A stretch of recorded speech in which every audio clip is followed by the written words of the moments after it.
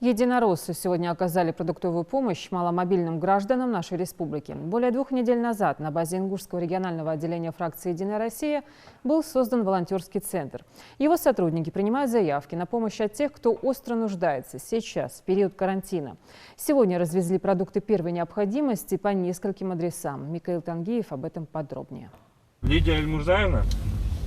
Да. Это вас с волонтерского центра «Единой России» беспокоит? Хотели заехать, оказать вам помощь. Говорят, вы звонили нам на горячую линию, обращались. Пожалуйста, приезжайте. Оказать помощь тем, кто в ней нуждается, это одно из самых богоугодных дел перед Всевышним. А поддержка в это непростое для всех время оценивается многократно. Волонтеры регионального центра «Единой России» сегодня раздают продуктовые наборы гражданам в связи с эпидемиологической ситуацией в республике. Нам вот обращение на горячую линию в волонтерский центр «Единой России» поступило. Приехали вот помочь вам, чем смогли.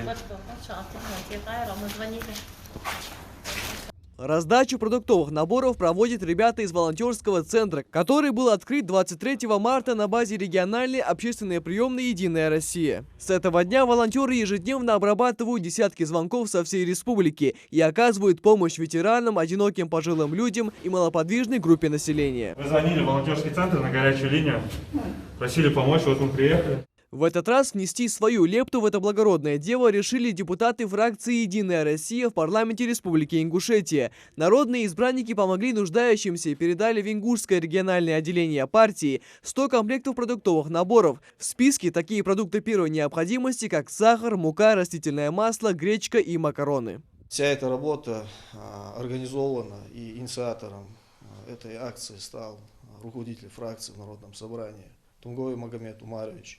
Ну и, пользуясь случаем, хотел бы поблагодарить его от лица Ингушского регионального отделения и от волонтерского центра за оказанную помощь и содействие. Помощь нуждающимся оказали и в городе Сунжа. Сегодня здесь также раздали несколько продуктовых наборов для граждан, которые обратились в волонтерский центр. В благородном деле принял участие глава города Хаваш Багудин Сапралиев, напоминая горожанам о мерах предосторожности в период карантина.